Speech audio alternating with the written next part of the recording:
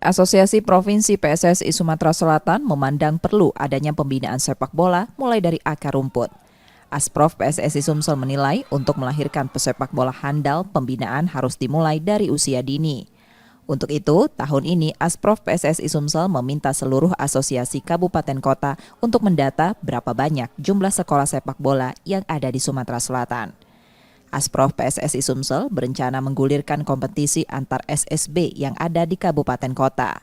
Nantinya, setiap juara dari kabupaten kota tersebut akan bertarung di tingkat provinsi mewakili asosiasi kabupaten kota masing-masing.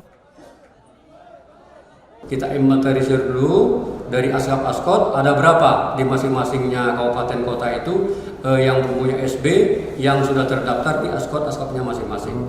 Dari situ kita dapatkan nanti mereka untuk adakan kompetisi di daerah masing-masing dan mereka juara-juaranya kita nanti ketemunya di Palembang.